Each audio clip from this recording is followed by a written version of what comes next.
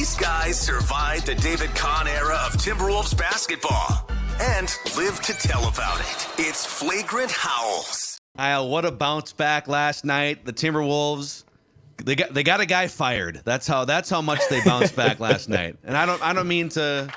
It was a soft landing. Didn't the Wizards coach wound up in the front office, right? So yeah, I've always wondered how that works. I hope that when I eventually get laid off from Flagrant Howls, I get to just do. We'll put you in the front office of the show. Yeah. Yeah. It was also funny too. Wes Unseld Jr., by the way, who I think he was hired back in 2021. I think with the Wizards, was a really hot coaching candidate, and so I thought he would do a good job. Has a tree of family members, and he was a good part of a good coaching tree. But I just thought last night or this morning when he got fired that remember a couple of years ago, it was 2021 when Joseph Blair, he was on Finch's staff, did an abrupt just left in the summer to go to the Wizards, and it was the most lateral job in the world. The Wolves were, kind of up and coming at the time, but I remember Joseph Blair was going to coach the Summer League team back in 2021, and then 2 days before they were in Vegas, it's actually I'm going to go coach with the Wizards and be their defensive coordinator.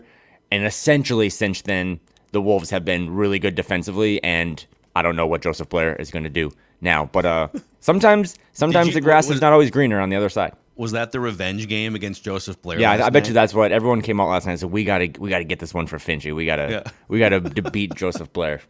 So they do bounce back. I mean, it was against the Wizards, and things did get kind of tenuous in that game. And Mike Conley is still out. He's got some hamstring stuff. He had an illness. We'll see what happens. They do have a quick turnaround back to back tonight in Brooklyn. But let's start. There's a million things we're gonna get to, and we've got a random Wolf of the week, but.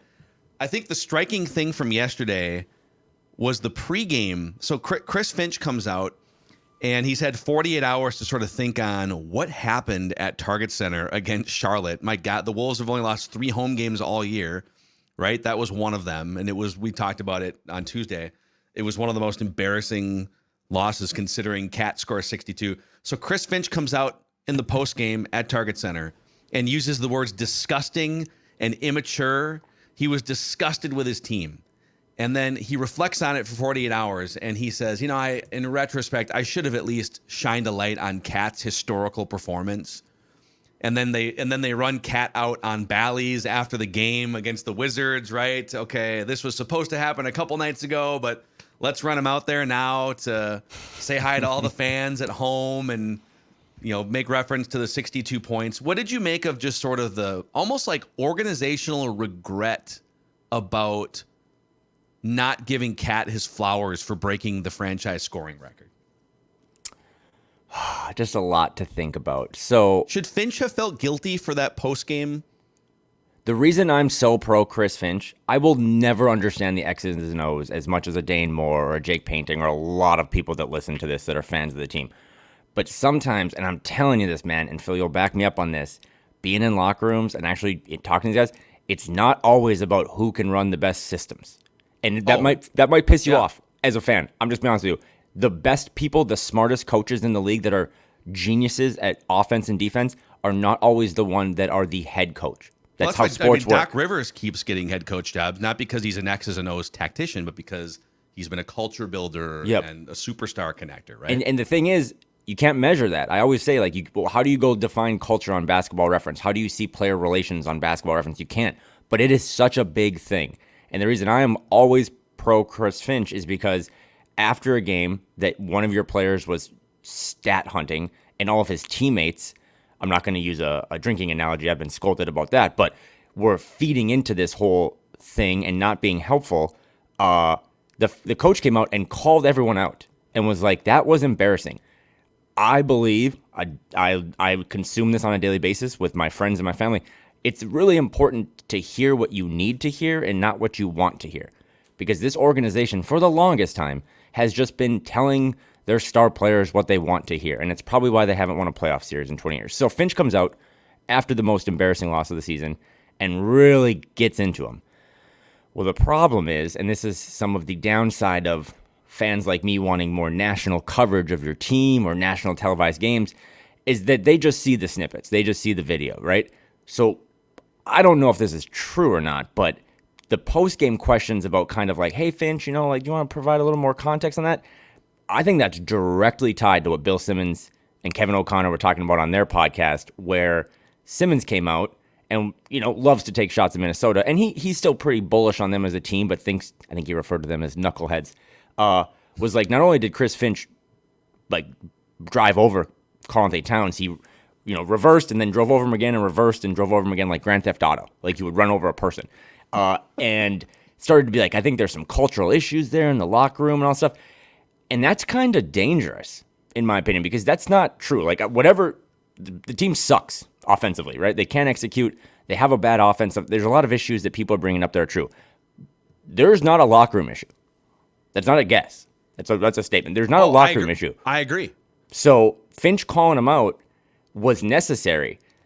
I'm actually kind of disappointed that they even felt the need to walk it back. That's where I'm at, too. So, the turn to you, but so Chris Hine had a really good tweet before the game. It was a question by Krasinski, and it was just Finch being like, I'm always going to give them an honest assessment. I probably should have given him a little more flowers for the fact that he did score 62. It's a big moment for the organization in terms of it's a new record, but, it didn't happen in a win. But I thought Finch kind of tried to walk it back, which is like, I'm actually kind of disappointed because he didn't do anything wrong. I hate when you apologize for things you don't do wrong. Dude, yes. But yeah, and then Kat, after the game, Jace Frederick has this. So I'm just going to read this one quick. But this was Kat post-game Monday after those things. Kat said, I'll tell you one thing. He ain't lying because he said the same thing to us, which is also what Ant said. He's like, Finch yelled at us at halftime, and Finch said that.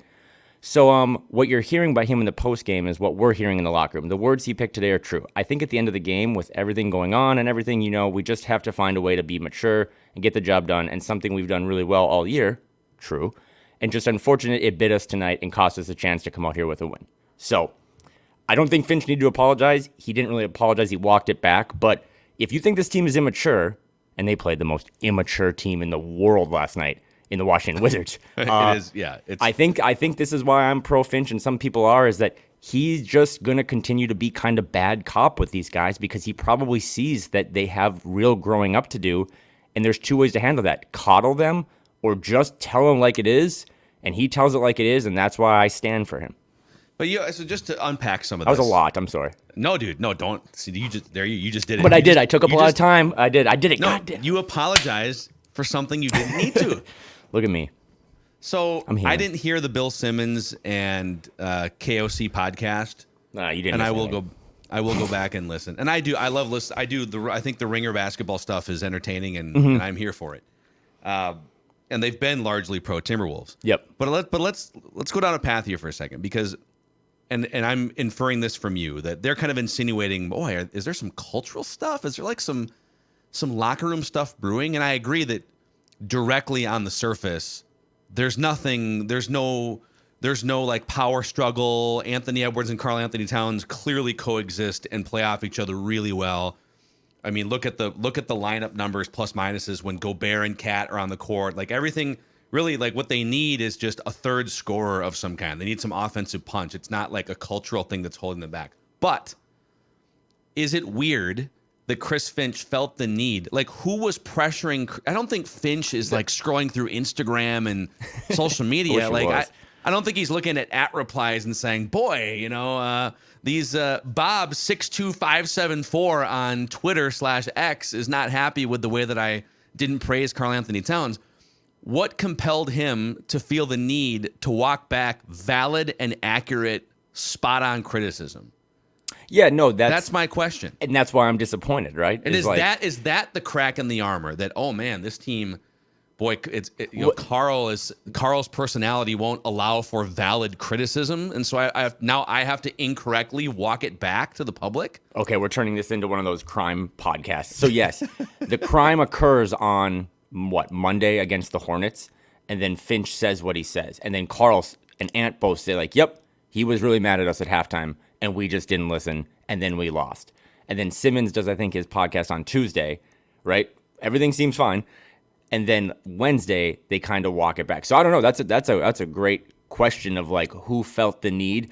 Again, you have covered a team or been in those locker rooms much more than I have. But yes. I was even thinking last night, unrelated, but maybe a basketball topic we can get into is when Karl did his post-game stuff with John Krasinski. and John was asking about, just letting it fly more. Karl looks into the camera and goes, I've heard a lot of people wanting me to take more threes. I hate that comment, by the way.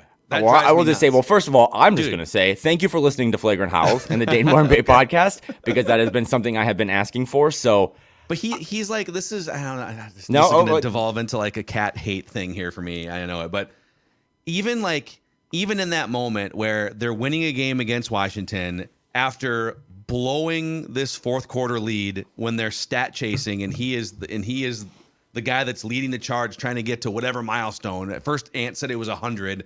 At some point in the fourth quarter, maybe it became 70.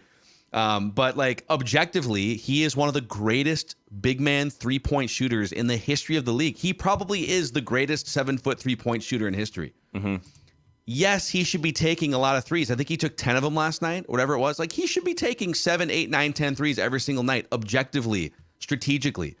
And for him to get in front of the camera and kind of make it like about other people get mad when I don't take 3-pointers, that's like, Cat. Why do you disagree with that accurate assessment? Why aren't you taking more 3-pointers? So there's so much to unpack these last 72 hours. We're just flying here. I love it. Let's keep going. So, because I want to one up that.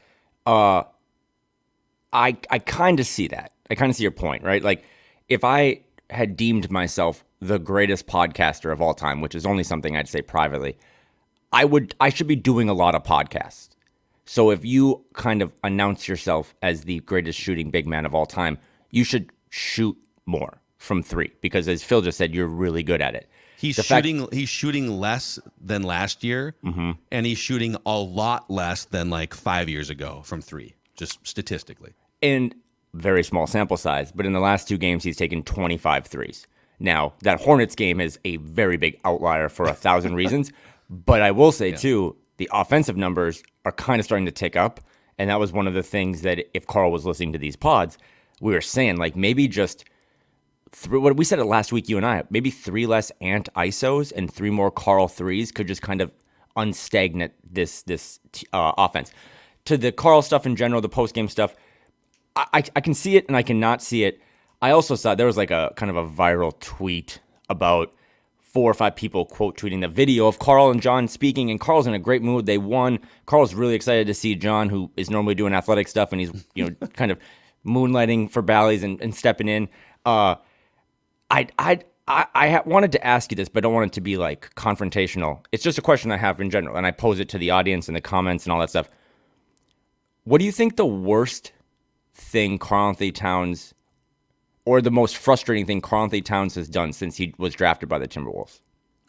It's all just on-court immaturity stuff. Okay, like it's not got arrested. Certainly, it's not. I'm just not I don't trying to think he's. I don't think he's like a dick to reporters. I mean, sometimes he can be surly and he can be quiet and a little bit immature and cantankerous. But like KG could be mean to people behind the scenes. I don't. So yeah, I don't. I'm not defending him. I'm just asking because there's like this viral tweet overnight of all these people ripping on him, and again, like these voice changes and stuff. Oh. And it's getting. I don't really want to get into this, but it's getting close. It's getting close to. Well, more so like the way he talks post game or on pods. It's getting really close to like some real like awkward. I mean, my voice changes every time I talk to other people, or just when I'm happy or when I'm sad. Like, just the way sometimes we criticize him. And the reason I ask you this is that yes, he hasn't won enough games. He has not delivered as a number 1 overall pick, and his on-court immaturity. Ant can be immature at 22. Jaden can be immature at 23 because they are still young. Karl's 28. Yeah. Like you might be who you are now. He might never mature on the court. But is it fair to say that he is one of the most complex NBA superstars to evaluate in the last 10 to 15 years? Because everything that's being said here, we all too often try to put, like, people are doing this with Brock Purdy right now. If you happen to like turn on morning national or afternoon NFL, these Fox Sports 1 shows and ESPN and podcasts, is Brock Purdy? I literally saw this morning on Get Up, and I love that show. Mike Greenberg's been a friend of the Mackey and Judd podcast, whatever.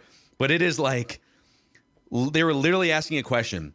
Is Brock Purdy closer to being the MVP of the league or the main problem with the the main thing holding the San Francisco for it's like you just literally just described like Christian Ponder, or is he Christian Ponder, and he's being propped up entirely by the system, or is he Patrick Mahomes and he's dragging everyone? And I would say 90% of the time in sports arguments, the answer is in the gray area between the things. And so with Karl too, on one hand, I would say the most staunch Cat fans would say he is let's say a twice in a generation, 3 times in a generation, 7-foot unicorn, because there's guys like Jokic and Embiid out there too, who is a dominant force offensively that's just been stuck in terrible situations since being drafted. The man that drafted and coached him passed away of cancer, and then they went on a cycle of coaches and front offices and bad teammates. And all that. That's all true.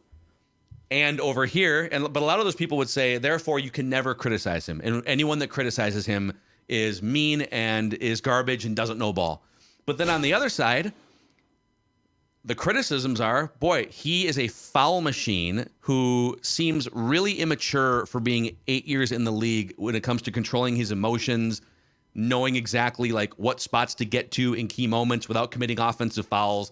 And in about half of the playoff games he's played, he kind of derails them by either getting into foul trouble or just like not being able to get his offense off or whatever. Maybe like, therefore he's garbage is where people will go. But like the truth is, it's in between all of that. He's complex. There's great characteristics about him that sometimes carry the franchise on a weekly basis. And then there's other things like we saw in the Memphis series 2 years ago where he's like unplayable for 3 of the games in that series. And all of that is in the stew of Karl-Anthony Towns. Yeah, and I just wanted to bring this up because I want to highlight where I'm kind of diving into how I cover or analyze or just what I think of Karl. Everything you said is right. Nothing you said is wrong. The off-court issues are stamped. They are prolonged, and this is just some of the stuff that goes along with him. Back to your comment about the Ringer and their NBA coverage, Kevin O'Connor and Verno, who covers the Grizzlies, they just did their mismatch pod the other day, and Verno basically ripped Karl on a national podcast, making fun of his voice changes and all this stuff, which again is really starting to get a little weird to me. Like I remember when Karl like kind of cried and like waved goodbye to the fans after one season, how he got ripped. And it's like, again, I just am asking, I'm thinking out loud and I'm building the way I think of this. Chris Vernon covers a guy who posted guns online. Like that seems a little more like maybe you should stay in your lane a little bit in terms of how we're making fun of a guy who at 28 now we just kind of know is weird and like you said, complex. Again, the on-court stuff is all true. It's just the way that we talk about it off-court and the way we nitpick it is weird because we don't really do that. I mean, I just saw this morning 3 Thunder players post like a TikTok where they're like mouthing the lyrics to a song. Like, it's cool, whatever. Players, do whatever you want. But it's like, if Karl-Anthony Towns, was mouthing the lyrics to a Reba McEntire song and posted on TikTok, he would be suspended by NBA Twitter. Like, just for being, I don't know. It's just, I think it's borderline bullying. And I'm not trying to defend him. It's a weird way to react to a guy whose biggest flaws are that he just hasn't lived up to the hype. Yeah, I think that's probably true. I think if he was like a late first round pick, if he was Naz Reid and he was kind of quirky and he didn't make supermax money, you'd just be like, oh, that guy's got kind of a quirky personality and sometimes he fouls out a little earlier than you thought. But he's never cleared out the room at Golden Corral and been addicted to porn like Zion Williamson. And people just continuously like, oh, Zion, you see that dunk for Duke? Like, I can give you a bunch of number 1 guys that have way less lived up to the hype as a number 1 overall pick and have done way weirder things off the court. Some criminal. This guy just has multitude of ways he responds to questions. And sometimes I do that. And sometimes I'm really happy. Yeah. Yeah, the voice, I would say this, the voice thing has never been, as someone who has found a lot of things to criticize him for in 9 years, the voice changing thing is not, I've never really, first of all, I don't even know how true it is, like relative to other people. I get that he has different inflections and changes his voice, but I mean, if you go back and listen to like Purple Daily podcast, there's some days where I'm probably like on the ceiling, like, what are the Vikings doing? That's a foul. And that was That was 20 minutes of Wolves Wizards coverage. I just thought they This is looked. what happens in January when you're. I mean, yeah, like we make. I can't believe they mailed in that game against the Hornets. Like, but you listen to Mackey and Kyle talk about Wolves Wizards the other day, just didn't talk about it. I for what it's worth. Again, not to use a gambling thing, it's kind of interesting. They were 10.5 point favorites last night after the most embarrassing loss. They do win by 11, so it wasn't pretty. They were down at half, and then the Wizards came out in the third and had a little run, but then the Wolves kind of, again, if they don't know by now what their calling card is, defense, then we have to really start to worry because they finally played a little defense in the third, got out to a 12-point lead at the end of the third, and then again just toyed with their food a little bit, but they ended up doing what Vegas thought they were going to do. So get back in the win column, 31-13. That matches the win total, I think, from the first year David Kahn was the GM when they went 31-51. It's a great segue because I have that basketball reference page pulled up right now, and unless you've already gone to school on the 19 No, I have players, no idea who's on that roster. It's time to quiz Kyle for the latest historical Timberwolves roster that this year's team just caught in season wins. So, yeah, you're right. It was 31 wins for the 2012-13 Minnesota Timberwolves. So the Timberwolves this year could literally lose every single game the rest of the season, and they would match the Rick Adelman and David Kahn-led 2012-13 team. So we're going to quiz you in a second and get to a random Wolf of the Week. A shout out to our friends over at First Equity Mortgage. So a few years ago, I had a great experience refinancing the house that I lived in, the condo at the time, with David over at First Equity Mortgage. Now, David, speaking of the Timberwolves, is actually a 20-year Wolves and Lynx season ticket holder. You'll probably see him roaming around. David has good seats, too. So you'll definitely be looking down toward the court area. But not only did I have a great experience with David and First Equity, but First Equity has also handled home loans or refis for 20 of my coworkers and friends over the past decade. So we can all speak to the great work that they do at femort.com. That's femort.com or scorenorth.com, keyword David. Scorenorth.com, keyword David. Also, our friends over at Zero Res are helping you to deep clean your homes. Your dirty, disgusting carpets, your clogged up and disgusting air ducts. You don't have to live in that filth. You can get a hold of our friends at Zero Res, who have a 4.9 out of 5-star rating on Google with over 17,000 reviews. Ask for the Score North special and get 3 rooms zero resified starting at just $119. That's 3 rooms zero resified, $119, and $75 off when you get your air ducts cleaned.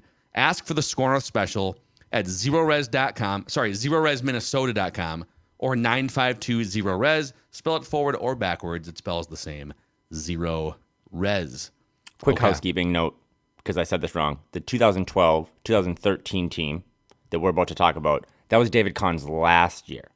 Yeah. As the GM. 08-09 was his is when he came in. Yeah, 09? so it was him and Adelman, and then the next year, I believe, Flip Saunders was the executive, and Adelman was still the coach. And that year, they went 40-42. Rick Adelman, we need to do a podcast on him sometime. Underrated just in Timberwolves. He was a really good coach. No BS, just a good coach.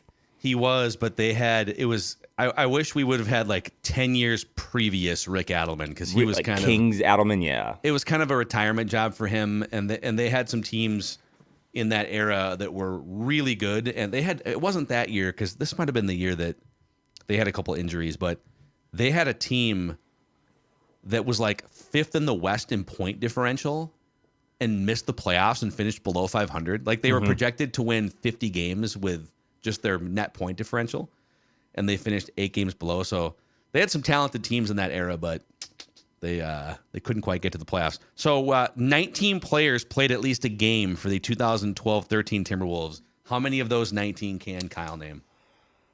So I'm not looking at this now, but I will let just Ross help you here too. We're gonna bring Ross in next. Ross, welcome back, sir. I will say this is going to be rough, by the way. This was one of my favorite rosters because I know a couple guys that were on it. I still, to this day, believe Derrick Williams has a chance. So I think this might have been Derrick Williams' second year. He's still in his prime, man. He's like 31 now? He is killing it overseas in the basketball world. So not only was Derrick Williams on this team, Ricky Rubio would have been on this team. Yeah. Kevin Love would have been on this team. Nikola Pekovic would have been on this team. Oh, this might have been the knuckle push-ups year because Love only played 18 games. Oh, okay. Yeah. On the roster. So Peck, but then I know, because if this was the David Kahn last season as GM, there was a lot of weird signings, but some of them I really love. So Brandon Roy's probably on this team. Yep. Five games of broken Brandon Roy. And with all due respect to Kyle Anderson, who is the best free agent signing in Timberwolves history. I know his Q rating's a little low right now, but I still have a Andre Kirilenko Timberwolves jersey. And man, you said Adelman was kind of a 47. Running with one of the best nicknames. I think he had a weird hall pass with his wife. That's another story. But he was just such a phenomenal player. Obviously, historically good in Utah. But I love a good Swiss Army knife. They can do a bunch of stuff. And Andre Kirilenko getting to see, 40 games of him was fantastic. Outside of that, 64 games. Outside of that, I mean, there was probably like a bunch of weird, random guys. I always think back to like Mikhail Jelabal was on that team. Yep. 13 starts for Mikhail Jelabal. He was French, right? That started the French Revolution run of great Wolves players. He walked so Rudy Gobert could run. And then the only one I can think of is that I don't know if this was towards the end of his tenure or the beginning, but JJ Barea was on that team. Yep. He played 74 games. That's, I think, all I know. There's definitely, there's more here for sure. Okay, hit me, Ross. 2, I think. Was Dante Cunningham on that team? Yep. Dante Cunningham. He played 80 games, started 9 Boomer, points. Yeah, he's like Boomer Jared Vanderbilt. And this one's close. He's like a poor man's Taj Gibson, kind of. Okay. He was either just traded for, or maybe he was gone, but was 7 foot tall, lanky Chase Budinger. Was he on that team? Chase, yep. Beach volleyball Chase. He's like right now, I think, That's on right. the National Beach Volleyball Circuit. That's 10. You Right. You got 10 out of 19 right now. You know what else is on this team? Because he had to have started in what I believe some call the cream team. Luke Rittenauer was on this team because he started at shooting guard. All 82 he started. So you guys have 11 out of the 19, and there's more meat on the bone here. This chicken wing is not quite. Oh, did you say Alexei Shved? He would have been on that team, right? Change your face, Alexei. Change your face. Yeah, change your face. Oh, that might have been 12. his rookie year. Okay. I'm still running out of guys. Is there? I feel like I'm missing a big guy. Who was? I would say this. You're missing. Hold on. You're missing a guy that started a big man that started 19 games. You're missing a bunch of starts here. Actually, they had Kyle, help me out. Lots of hair, tall white guy. That could be anybody. All right, let me just filter through that really quick for 92,000. Starts with an A. Adam Morrison. No, starts with an Amundsen. Amundsen. Lou Amundsen. Yep. Lou Amundsen was on this team. He played in 20 games, did not start. Oh, if this is the second year of Derrick Williams, Malcolm Lee from UCLA. He started 12 games. Malcolm Lee. It's a great pull, man. He was, I think, a second round pick. He's basically like that version of Jalen Clark, and I was like, oh, Malcolm Lee is going to be awesome. Those are the days, man, where you just like got a half-eaten sandwich and you're like, this might be it. This might be the best thing I've ever eaten. I think I'm going to be wrong here because this might have been later. When did they throw a bunch of bad money at Steamsma? Greg Steamsma? I'm gonna give you that because Greg Steamsma started 19 games for this team. Steamer. Good call, Ross. They were probably paying Cole Aldrich too. I don't know. It's got to be just fringe guy. We can't be missing. You're up to 15 out of 19. This is a job well done here. There's 4 guys left. I would say, well, there's one that I don't know how gettable it is, but here's your hint. If you're ranking these guys based on like how many NBA fans know the 19 guys on this list, this guy would be very high. Top 5 or 6. Again, David Kahn's last year's executive. I said Brandon Roy, right? That's on the list already? Yep. Okay. Trying to think back to that draft. This guy once scored his best season in the NBA. He scored 20 points, 7 rebounds, a block, a steal, 2 assists. Oh, and played in an NBA Finals, if I'm not mistaken. This sounds like random wolf of the week. It does. This is the deep anals. Is it anals? Anals This is of the primer. We'll say annals, just annals. Deep annals. Josh Howard. Josh Howard is correct. Josh Howard. Wow. Josh Okay, Howard. good clue. Also, if we're thinking young, because I remember the young guys, all these guys were the only thing I had going for me. Lazar Hayward. I might have mentioned him. Or late first. I think he was a second round pick out of Marquette. This is amazing. And then there was a run. tall. It wasn't Anthony Randolph. I know he's not on this team, but there was a tall 7-foot center with a super generic name. Yep. That I thought was oh, maybe that's our Gobert at the time. Spoiler alert, it wasn't, but I don't know. I just remember this player did average 1 block in 9 minutes per game, which is pretty good. That's my second. Yeah, that's better. His per 36 minutes, if you can think of his generic name, as I buy you time here. His per 36 minutes for the Timberwolves: 15 points, 8 rebounds, and 4 blocks. But he only let's just played make up 9 a minutes name. again. How about like Bill or Will Johnson? Those You're are halfway there. generic names. You're halfway there. Really? Halfway there. Was it the Johnson or the Will or Bill? No, it's the Johnson, Ross.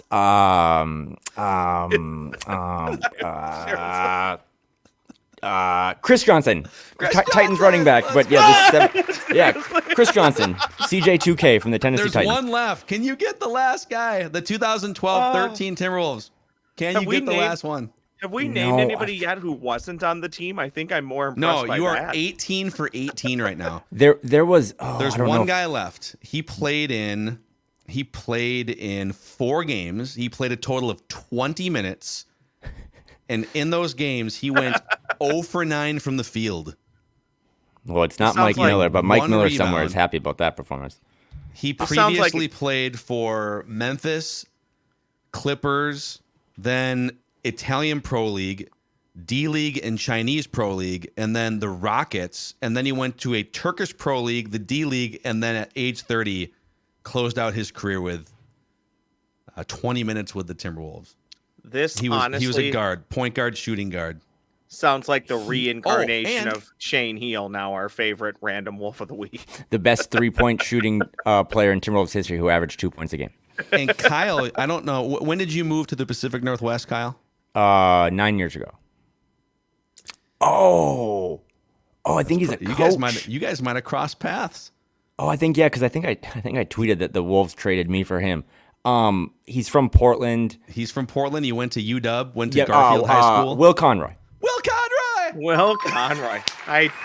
Wow, look at that. Let's go. There's no way. I'm not even convinced Will Conroy's a real person, other than I have heard him as a I'm not really sure that entire coaching. roster is real, to be honest with you. His This Twitter lady on handle the is plane. That's not real. That isn't real. His Twitter handle is Chill Conroy, and he is the associate head men's basketball coach at the University of Wisconsin or Washington. Go Huskies! Might have to get him on the pod. Maybe I wonder if he. I'll have to go do some digging. I wonder if he coached like Jaden and Jalen. Anyway. This should be a thing. We should get and we'll do the random wolf here in a second, but we should get the random wolf. So once we finish it, if this is going to be like super producer stuff from Ross, that once we finish it, all of a sudden, like in the green room here on our recording, like boom, Will Conroy pops up. Oh, look, that's great. It's Nikola Pekovic. We got to do Russian tracksuit. We got to do the music too. Like, oh my God, that's Will Conroy's music. Yeah. That's Will Conroy. My God. Oh, sorry, I changed my voice again. I am greasing the wheels here, greasing something to. I'm killing it today. To get Shane Heal on the pod. I'm trying Shane Heal. I'm trying to reach out to your people. Let's make it happen. We would like to have you on here to talk about 35 years of Wolves fandom. I also want you guys to know very quickly. Sorry, Phil. It's funny that you would bring having that person appear. I have reached out to a few that I think are obtainable to see if they would read the clues for me. Oh, I would love that. And like then a little shadow. Yep. Then I maybe disguise their voice or maybe put them in a shadow and they read the clues themselves. Like a suspect or a witness in like a crime show on CBS where it's dark or like whoa. Witness protection program. Yep. Next week on Flagrant House, Shane Heal in a dark room. Yeah.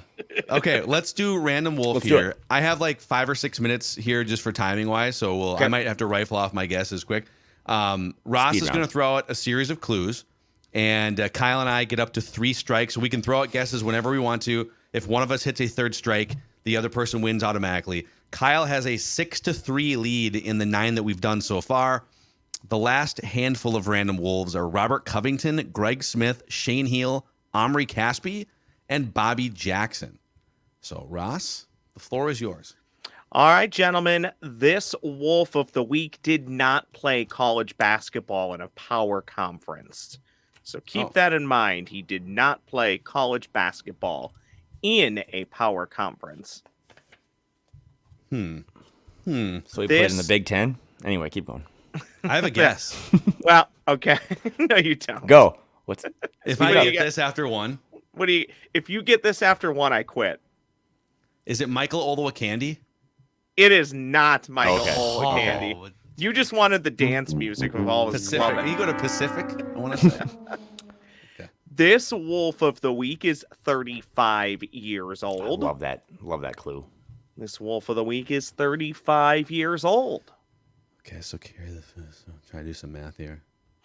Okay, so I was told there would be no math.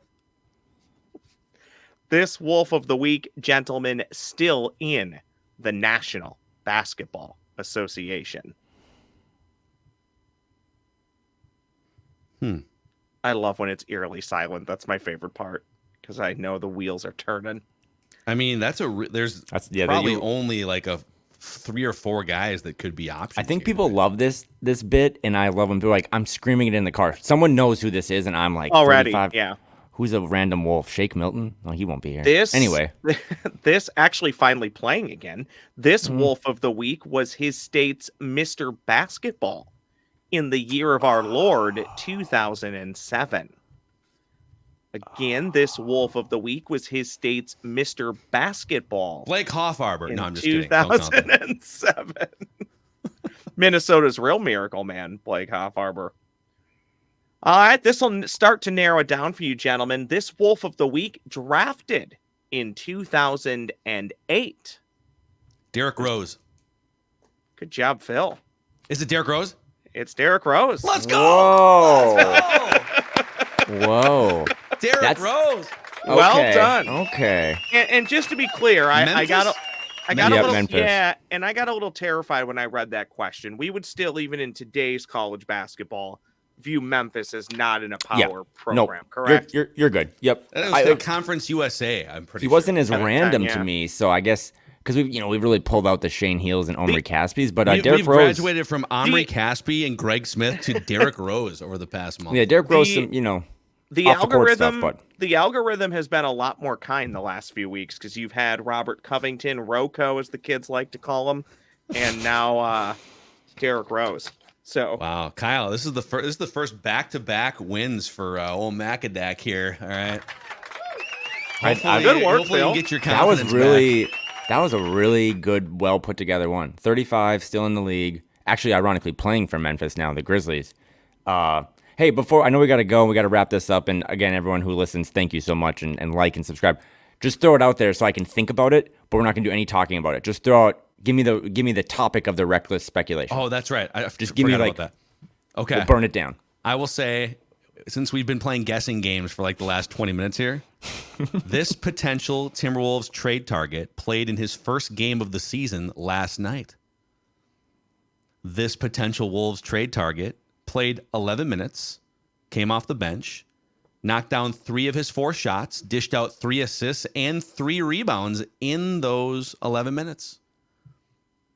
Oh my God. This potential Wolves trade target spent time, several years actually, under the front office tutelage of Tim Connolly himself. Are you talking about the undefeated Detroit Pistons since Monty Morris has come back? Dude, Monte Morris is back on the court. He's an expiring contract. He's a point guard, combo guard who can knock down some threes. What's he make? Microwave some offense. $9.8 million, $9.6 million. But that's the problem is like, how do you make that work without trading Kyle Anderson? Tim Connolly was at the Wizards game last night. I mean, these guys travel around, but we are 2 weeks to the hour, I believe, from the trade deadline. So I watched that game last night. There wasn't a lot to talk about. They played tonight in Brooklyn on the back-to-back. But that team, this Minnesota Timberwolves team at 31-13 is a player short. And that is, I know they didn't have Mike last night. They'll get him back tonight probably, but they need another guy. Tyus Jones didn't look great last night, but that might be because he's playing with what I deem is the dumbest NBA roster in the mankind. And yeah, they need another guard. They need someone that can initiate offense, that can score. And Monte Morris might be that guy. So, yeah. Anthony Edwards and Karl-Anthony Towns combined for 52 shots and 17 free throw attempts last night. The next closest, you had Gobert can generate some offense if other people lob it to him. Jaden McDaniels was the next player with 11 field goal attempts. They just who can kind of slot in there off the bench, get you 22 minutes, microwave some offense. Monte Morris, if you can make it work. Sloppy game, though, against the Wizards, against a team that doesn't try and does weird stuff. 7 turnovers last night. If you're looking for something to hang your hat on, that's can they clean this up a little bit? No Mike Conley, but only 7 turnovers. 4 belong to Ant. Not pretty game. Ball didn't go in the rim, but I thought it looked a little better than that Hornets game. So let's see how they respond tonight. Yep. All right, boys. Great session here. A little flagrant howls for you on this Thursday. Your favorite Shout out Chris Timberwolves. Johnson. Chris Johnson. Generic names for the win.